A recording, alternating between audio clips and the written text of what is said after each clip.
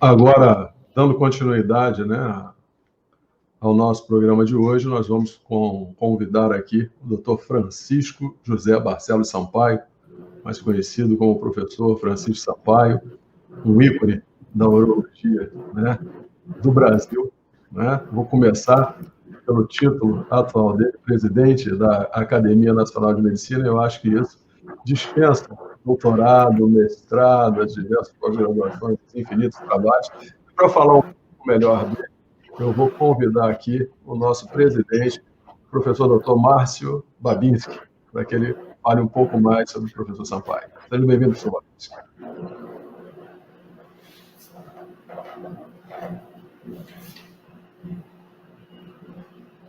Ligue seu microfone, professor, por favor, ele está mutado. Ok? Ok agora? Bom, professor Sampaio, é um enorme prazer, é uma satisfação que nós temos de tê-lo aqui no nosso evento. O senhor, que é como dito o professor Maná, é um ícone na urologia mundial, não diria só no Brasil, conhecendo seu trabalho.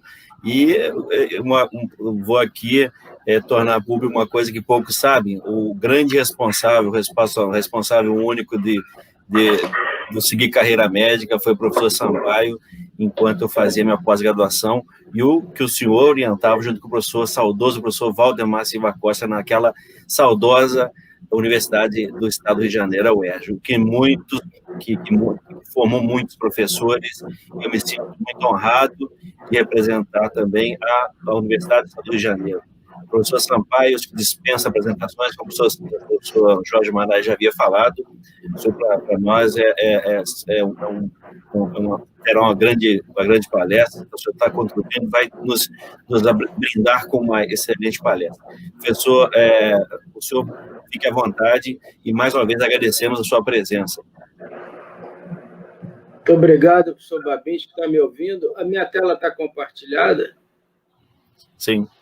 Sim. Então, muito obrigado, professor Babinski, parabéns. Obrigado pelas palavras gentis e por ter me convidado. Parabéns pelo esforço hercúleo de montar esse congresso espetacular. Realmente, eu estou extremamente impressionado com a montagem disso nesses tempos de pandemia. Foi um exemplo para todos nós. Agradeço ao doutor Manaia, presidente do Congresso, pelas palavras gentis também. Agradeço também ao doutor Manaia por nos representar, né, na nossa... representar a carreira médica, representar os médicos e a saúde na Câmara dos Vereadores, também defendendo os valores que nós tanto prezamos. Então, doutor Manaia, a sua atividade como vereador tem sido realmente espetacular, e fica aqui o meu agradecimento em nome de toda a classe médica e biomédica e ciências afins. Depois dessa palestra do Dr. Carlos Machado, fica difícil falar qualquer coisa, né? Acho que a gente deveria ter encerrado o congresso e calar a boca, porque realmente foi um espetáculo. E acho que, a partir de hoje, quando a gente vai apresentar um esquema, a gente vai ter que reverenciar, né? A gente viu como é difícil preparar um esquema, uma ilustração que a gente mostra em 3 segundos. Então, realmente, para mim, foi muito importante ver como isso é difícil de fazer. Eu vou falar um pouco para os senhores, a pedido do professor Babinski, sobre 40 anos de pesquisa translacional em sistema urogenital, na nossa unidade de pesquisa na UERJ, que formou uma série de profissionais, incluindo o nosso querido professor Babinski, que fez mestrado e doutorado conosco e me fez essa homenagem. A pesquisa translacional, vou falar principalmente para os alunos, é aquela pesquisa que vai desde a ciência básica até a aplicação prática do conhecimento. Em geral, os grupos de pesquisa nas universidades, eles se dividem em 2 tipos, grupo de pesquisa básica e grupo de pesquisa clínica. E isso cria uma lacuna entre esses 2 tipos de pesquisa. Por isso, algumas vezes, o conhecimento que é produzido ele é pouco aproveitado, demora para ser aproveitado. Então, a finalidade da pesquisa translacional é misturar os grupos de pesquisa básica e clínica. Isso, por exemplo, o Departamento de Anatomia da UF faz isso muito bem, como nós na UERJ. Então, você está vendo aí o professor Babinski, médico, ortopedista, professor Maná é cirurgião, então eles conseguem fazer pesquisa aplicada. A pesquisa translacional que o americano chama da pesquisa from bench to bedside, quer dizer, a pesquisa da bancada para a beira do leito. Então, é alguma coisa que a gente faz no laboratório e pode ser aplicado beira do leito, ou centro cirúrgico, ou ambulatório. Ela não é fácil de ser realizada, os resultados, como qualquer pesquisa, são imprevisíveis, e hoje a gente considera que quanto mais rápido os resultados são traduzidos em prática clínica, ela é mais importante. Então, o objetivo da pesquisa translacional é diminuir essas lacunas, é chegar com conhecimento à aplicação prática, é transformar a pesquisa científica em produto ou conhecimento que vai ser usado pelos pacientes. Então, o conceito de pesquisa translacional, hoje, ele também foi ampliado. Ele é da bancada clínica e também da clínica bancada. Então, nós temos perguntas na clínica que a gente não tem resposta, e aí nós vamos para a bancada para tentar ver essas respostas. Isso ficou importante, especialmente nos últimos 10 ou 12 anos, de tal maneira que a Sociedade Americana para o Avanço das Ciências, que edita a revista Science, criou um semanário chamado Science Translational Medicine, que só publica pesquisa translacional e tem um fator de impacto 17. Outros vieram, American Journal of Translational Research, Journal of Translational Medicine, e etc. Então, vou falar um pouquinho para vocês de pesquisa translacional em sistema urogenital, especialmente na nossa unidade de pesquisa, focando lá, que a unidade de pesquisa se dedica à pesquisa básica e clínica, aplicada principalmente à urologia, e situações normais e patológicas em humanos, adultos, crianças e fetos, e modelos animais. Então, essa pesquisa translacional, não sei se o meu apontador está mostrando, mas ela vai de algumas dúvidas que a gente tem. Por exemplo, aqui no Centro Cirúrgico operando uma uretra, a gente não sabe por que determinados segmentos a uretra não tinha bom resultado, a uretroplastia, a gente vai para o laboratório, vai ver como é que é a composição bioquímica desse segmento uretral, por exemplo. Cirurgia percutânea, que se enfia um tubo no rim, o indivíduo apresenta um sangramento maior, a gente vai para o laboratório ver por que será que ele sangrou. Então, o forte dessa pesquisa, hoje, ela é muito estendida para as outras áreas, mas há 35, 40 anos atrás, ela começou com moldes da anatomia intrarrenal, a gente pegava um bloco de rim, já estava com resina, depois que a resina endurecia, a gente corroía essa resina e obtinha moldes perfeitos da anatomia intrarrenal, isso numa era pré-ressonância e tomografia computadorizada recém começando. Então, nós avançamos para isso, injetando além do sistema coletor, injetávamos artérias, veias, injetávamos artérias e veias juntas e injetávamos segmentos renais. Também nós descobrimos que essa resina chegava até a microcirculação e enchia os glomérulos. Isso, para nós, foi uma surpresa e a gente conseguia fazer microscopia eletrônica dos glomérulos. Mas, assim, um grande impacto. O primeiro trabalho, nós tivemos vários internacionais antes dele, mas o primeiro trabalho internacional de grande impacto foi o trabalho onde nós fizemos a classificação anatômica do sistema coletor do rim. Então, esse sistema coletor foi classificado em 2 grandes grupos, com 2 subgrupos cada, e interessante que desde 1998, em que isso foi apresentado, eu nunca consegui achar nenhum sistema coletor que não se encaixasse nesses 4 grupos, então isso foi adotado pela comunidade internacional, nos deu grande visibilidade e grande orgulho. Na sequência, ainda em 1988, começou a cirurgia percutânea, mas existia grande dificuldade de saber como funcionar esse rim. Então, se usou alguns livros de anatomia antigos, mostrando a disposição dos cálices, mas nós verificamos que talvez aquilo não tivesse muito correto, fomos rever a nossa coleção de moldes e vimos que a disposição que era mostrada não estava correta. Publicamos um artigo de grande impacto no Journal of Urology na época, que é a avaliação tridimensional e radiológica da pelve renal e dos cálices, e a gente injetava e depois obtinha os moldes. Depois surgiu ainda no início da década de 90 a possibilidade de tratar por nefrectomia parcial câncer de rim. Em vez de tirar o rim inteiro, poderia-se tirar só uma parte dele, mas existiam grandes dificuldades vasculares com grande sangramento e muitas vezes a perda do rim, era impossível fazer parcial. Nós nos interessamos por isso e fomos estudar também e demonstramos que o polo superior era uma cirurgia muito mais difícil, envolvia 3 artérias anteriores e a artéria reto-piélica, e que o polo inferior é uma cirurgia extremamente mais fácil, é muito simples de fazer nefrectomia parcial.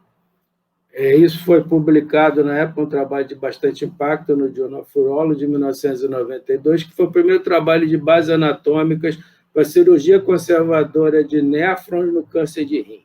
Então, como era uma coisa bastante moderna, uma cirurgia minimamente invasiva, isso ganhou um destaque grande.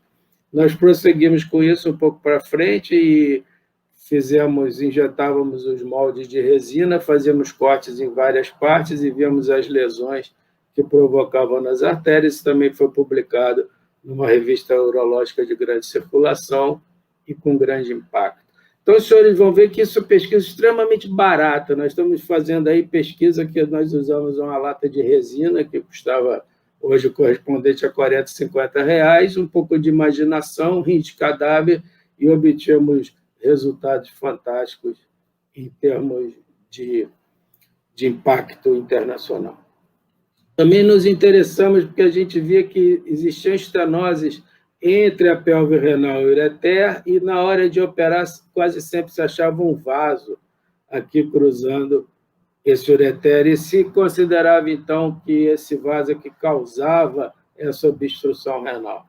Nós nos interessamos e fomos estudar nossos moldes, e, para nossa surpresa, em 65% dos casos, existia um vaso cruzando essa junção, ou uma artéria e veia, ou uma artéria. E, obviamente, se 65% dos casos isso existe, não é ele a causa. Então, o que acontecia é que o vaso estaria lá em quase 70% dos casos e que a estenose não tinha nada a ver com ele, só que essa pelve dilatada ela caía por cima do vaso e parecia que estava sendo comprimido. Também vimos que em 5% ele podia ter uma artéria extra cruzando a face ventral da junção ureteropiélica e que apenas 1/3 dos rins é que não tinha um vaso ali. Então, o que parecia ser anômalo, na realidade, era o normal. Mais para frente, se idealizou operar e tratar essas estenoses por via percutânea, né, sem abrir o doente, sem fazer uma incisão grande, e isso também levou a várias lesões vasculares e implicou em diversos estudos que nós fizemos. Eu não vou detalhar aqui, mas o mais importante na época foi as bases anatômicas para a cirurgia endoscópica da estenose. Depois nós tivemos o nosso grupo de participação grande, publicando muito sobre isso.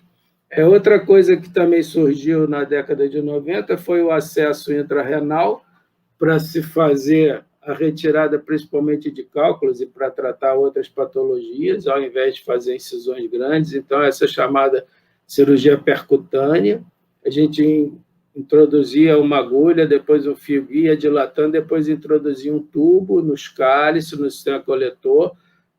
Na época não existia laser, a gente tinha outros mecanismos de fraturar esse cálculo. Hoje a gente tem laser, que é muito bom, e a gente ia fraturando os cálculos e aspirando e evitava uma cirurgia aberta. Só que isso gerou algumas complicações vasculares graves, porque era dito nos livros de anatomia que a região posterior do cálice inferior é livre de vasos. Então, nós sempre puncionávamos aqui.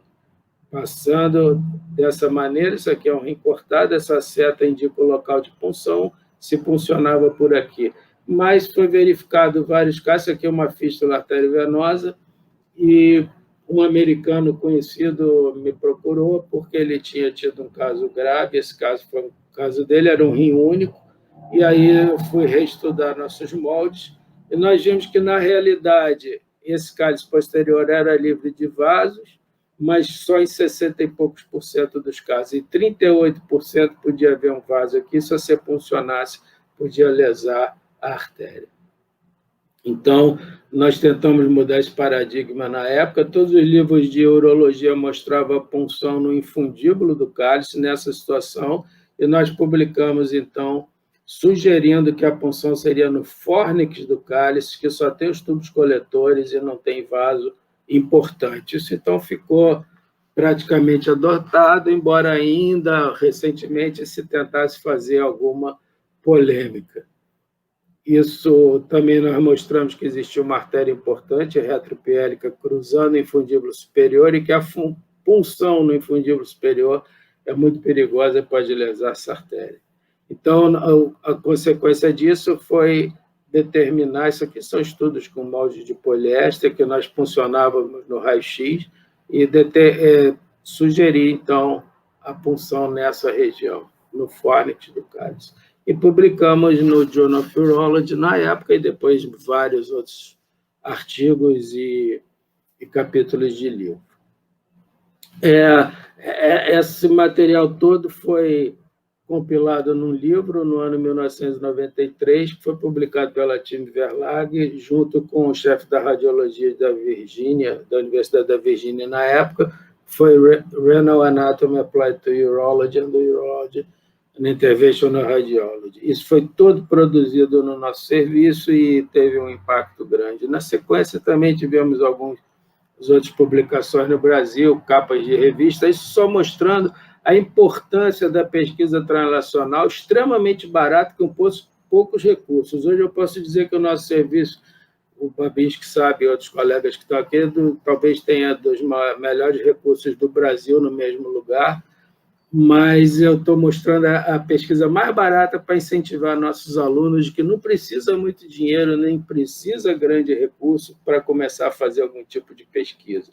Então, toda essa pesquisa que eu mostrei, com toda a repercussão, foi feita com resina de poliéster e imaginação.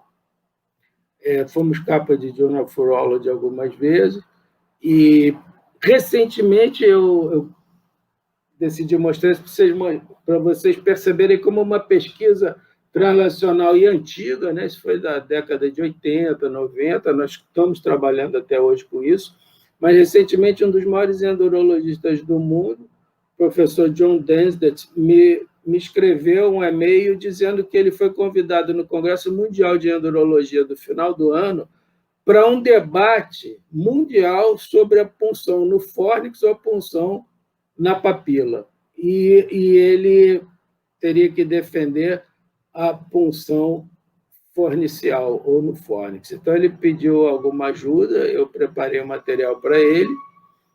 Fiquei feliz que, no meio desses e-mails, ele falou que a taxa de transfusão dele, ao longo dos últimos anos, foi de 0,3%, baseado nos nossos estudos. Então, ele acha que isso tinha que ser adotado, e ele tinha uma taxa de transfusão de 12%.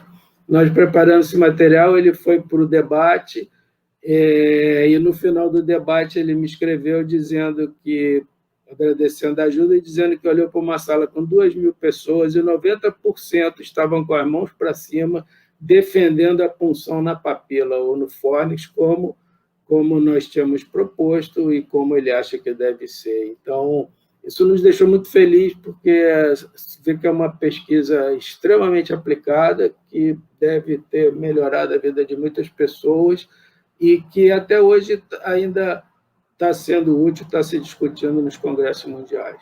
Recentemente também, somos frequentemente chamados para escrever capítulos de anatomia nos grandes livros de urologia cirúrgica. Esse é o livro de 2018, mostrando aqueles cálices que nós produzimos em 1985. E aqui a maior bíblia da endurologia do mundo, que é o Smith Textbook of Endurology, o maior capítulo também sobre anatomia cirúrgica do rim é nosso. Para encerrar, eu vou mostrar rapidamente, eu estou ficando no prazo, eu prometi ao Babinski ficar em 20 minutos, embora eu achasse que era impossível. Nós nos dedicamos muito a vida toda também à pesquisa translacional urologia pediátrica. Nós talvez temos a maior coleção de fetos do mundo hoje catalogadas, e vou mostrar rapidamente uma das linhas de pesquisa, que é estudo do testículo da migração testicular em fetos humanos em pacientes com criptorquidia. Isso começou há muitos anos atrás. A minha tese de doutorado, por exemplo, em 1989, foi sobre rim de feto, para vocês terem uma ideia, aos anos que a gente já estuda isso. Também é pesquisa muito barata, então, uma análise da migração testicular nos fetos humanos, nós determinamos os estágios da migração. Pela primeira vez foi determinado numa grande quantidade de fetos, 142 casos, e foi a tese de mestrado que eu orientei do professor Luciano Favorito, muito bem conhecido do Babinski, e que hoje também é professor titular no departamento, é o editor da revista de Urologia e é o coordenador da pós-graduação em cirurgia. Então, foi uma formação de recursos humanos espetacular. Outros trabalhos também sobre inserção de gubernáculo no epidídimo, no testículo, e relação com a criptorquidia. Isso foi estudado em fetos, em crianças com criptorquidia que nós operamos, foi publicado no Journal of Urology, também mudou o paradigma. É um trabalho extremamente barato, foi anotar as cirurgias e anotar as dissecções. Fizemos um trabalho muito interessante também sobre injeção daquela resina no feto para estudar a vascularização arterial do testículo. Reparem que o tamanho desse feto é quase do tamanho do manômetro do aparelho de pressão, ele é mínimo. E aquela resina penetrou até os vasos menores, uma resina extremamente barata que nós descobrimos por acaso. Então, o que eu estou querendo mostrar para os nossos alunos hoje é que você pode e deve começar a fazer pesquisa. E a pesquisa pode ser barata. O impacto não vai depender de quanto você gastou, o impacto vai depender de quanto ela vai ser útil. O Babinski sabe muito bem disso, eu tenho acompanhado ele saiu lá do serviço com o micróbio da pesquisa, né? O Babinski não sossega um minuto, a todo momento ele está querendo fazer alguma coisa e sabe que dá para tocar sempre alguma pesquisa, mesmo sem dinheiro. Estudamos muito fetos, temos muitos fetos anencéfalos, que é uma raridade. Nós estudamos o pênis, estudamos bexiga e estudamos testículo desses fetos. Por exemplo, no pênis, nós identificamos que não existe nenhuma diferença entre controle e anencéfalo, e temos vários trabalhos nessa linha. Foi publicado uma revista importantíssima, que é o Journal of Sexual Medicine, mostrando que a anencefalia não causa alteração estrutural no pênis de feto. Um trabalho interessante eu botei aqui agora para vocês, para mostrar que a gente pode também sofisticar um pouco com coisas simples. Nós estudamos pacientes portadores de fimose, usando ou não tratamento com bectametasona mais hialuronidase, que é uma enzima que se diz que solta o prepúcio, mas nós depois operamos esses doentes, tiramos esse prepúcio e estudamos em microscopia eletrônica de varredura, com 5.000 vezes de aumento. Esse já é um trabalho mais sofisticado e caro, embora seja de prepúcio e fimose, e a gente demonstrou que com pomada e sem pomada as fibras ficam diferentes, com a pomada elas ficam bem mais desarranjadas e possivelmente é isso que faz a criança melhorar da fimose. Esse, então, trabalho foi publicado no Urology, que é uma revista de primeiríssima linha, que é uma análise estrutural do prepúcio de paciente com fimose verdadeira, tratados ou não com betametasona e hialuronidase tópica. Então, foi um trabalho de impacto, que a gente usou microscopia de varredura, nós temos todos esses recursos no laboratório. Mas eu procurei trazer os trabalhos mais simples com maior impacto. Também publicamos, o professor Favorito editor, um livro sobre urologia, anatomia aplicada à urologia pediátrica, já que a nossa coleção de fetos é imensa. Como conclusão, eu mostro aos senhores que a parceria entre a bancada e a clínica é fundamental para a formação de pesquisadores do futuro. Então, nós temos o Babinski sabe no nosso laboratório todas as áreas médicas, biomédicas. Por exemplo, o Babinski, quando foi para lá, era enfermeiro e depois se tornou médico. Nós recebemos enfermeiro, nutricionista, veterinários, temos vários, muitos médicos e nutricionistas, e isso é que levou a uma grande variedade de pesquisa no sistema genital. Então, a parceria entre a bancada e a clínica é fundamental para o desenvolvimento e boa prática da medicina, na minha opinião. Essa história, rapidamente, faltam 4 slides, ela começou no ano 1980, quando publiquei o primeiro trabalho sobre sistema urogenital, em que numa dissecção encontrei um rim com 5 artérias. 1, 2, 3, 4 e 5. Então, essa é uma anomalia das mais raras. Nós temos muitos casos de artérias estudadas, mais de 400, e só encontramos esse. Ele foi publicado, então, um trabalho pueril, mas foi na Revista Brasileira de Medicina, em 1980. O primeiro trabalho internacional foi em 1983, no Jornal de Urologia de Paris, que era uma revista de impacto, com o professor Jacob Cuquier, que era o editor, era entre as 4 revistas mais importantes do mundo na época. E por aí foi, durante os últimos 40 anos, nós não deixamos de publicar com intensidade em sistema urogenital nenhum ano, e, para os senhores terem uma ideia, nos últimos 20 anos, eu fiz um levantamento, a publicação do nosso serviço foi de 9 artigos por ano internacionais, em média, nos últimos 20 anos. Nos últimos 10 anos, foram de 12 artigos internacionais, em média. Então, esses são artigos de 2020, que eu peguei agora no PubMed, para mostrar como essas linhas de pesquisa podem durar a vida inteira. Eu mostrei só renal e feto, mas aqui, olha, a gente estuda demais testículo, o papel da pressão intraabdominal na migração testicular.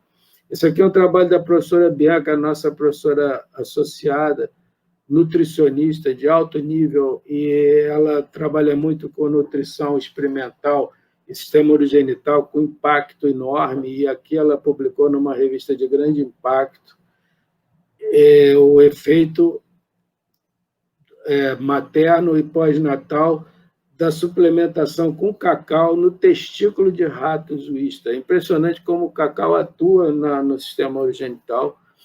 Aqui é outro trabalho sobre migração testicular. Vocês estão vendo, isso é tudo 2020 em revistas de impacto, Journal of Pediatric Urology, e a gente analisando outros aspectos da migração. Esse é um trabalho também extremamente barato.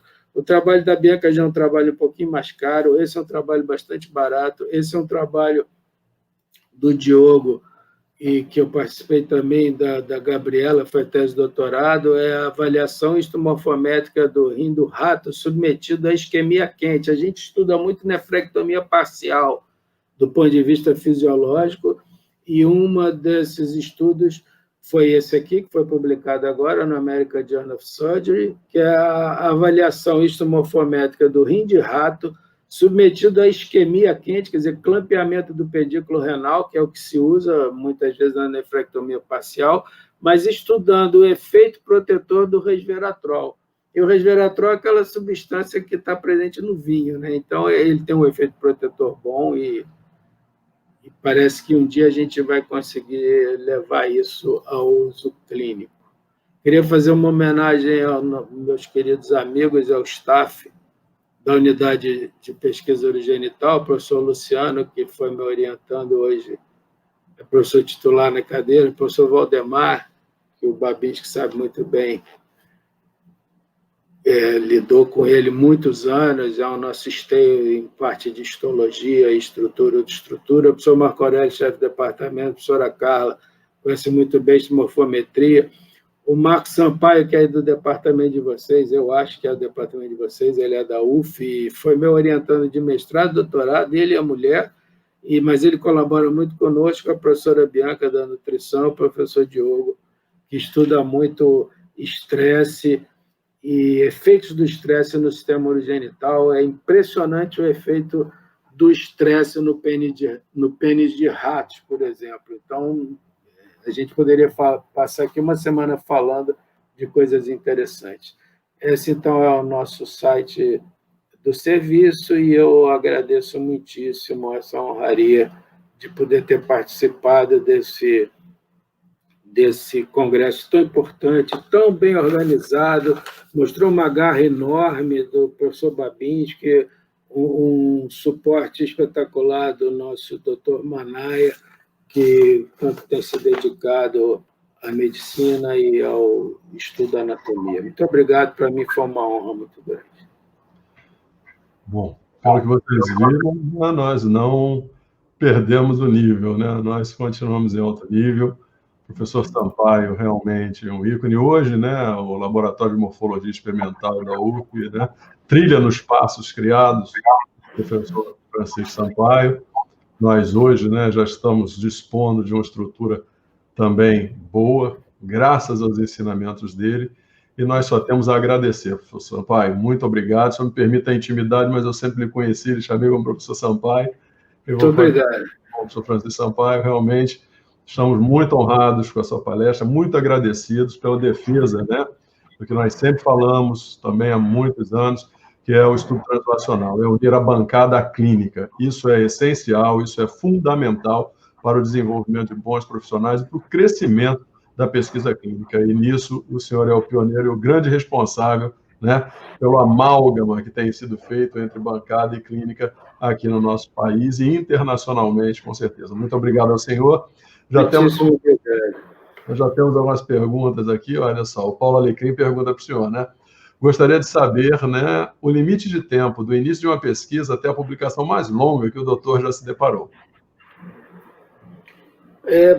Paulo, eu não sei precisar exatamente o tempo, mas nós temos pesquisas que de rotina levam 2, 3 anos até chegar ao momento de poder submeter. Na realidade, hoje, se a gente pega uma dessas linhas, que a gente já tem uma experiência enorme, de mais de 30 anos, e que nós somos referência, a gente já sabe, quando faz o projeto e entrega para um pós-graduando, que eu diria que 80% desses projetos ou mais são de pós-graduandos, mestrado, doutorado, e quando a gente entrega isso para um pós-graduando, a gente já sabe mais ou menos o que vai acontecer nessas linhas mais sedimentadas, mas não é sempre assim, não. Nós, até recentemente, nós temos uma vez por semana uma discussão, agora estamos fazendo pelo Zoom, sobre os trabalhos, como estão andando, e as submissões, as queixas.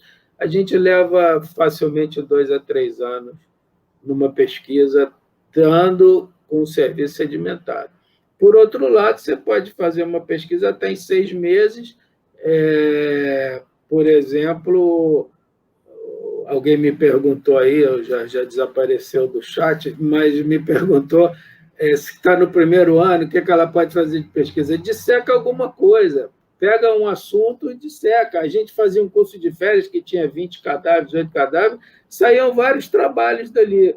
E aí você começa a ver se você gosta disso mesmo ou não, porque pesquisa é uma coisa dolorida, porque não dá dinheiro, toma seu tempo, mas dá uma alegria enorme. Eu, até hoje, estou aí há 40 anos tocando barco, eu já estou com abono de permanência há 4 anos e meio, mas não saio, não. Eu estou lá ainda. Enquanto me aceitarem, eu vou ficando.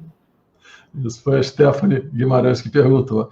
E, para terminar, o Alexandre Lopes, qual a relevância clínica das variações com a artéria renal polar acessória?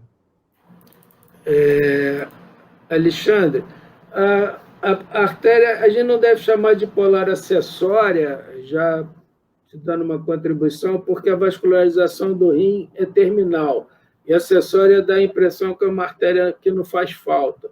Se você cortar essa artéria ou perder essa artéria, você vai perder a região do rim que por ela é irrigada. Por isso, essa é a importância. Quer dizer, essa artéria deve ser preservada quando você vai fazer uma cirurgia do rim. Então, às vezes, numa dissecção de ureter, ou dissecção do polo inferior, se você tiver uma artéria polar e não pensar nessa possibilidade, ela pode ser lesada, e aí você vai lesar uma parte do parênquima.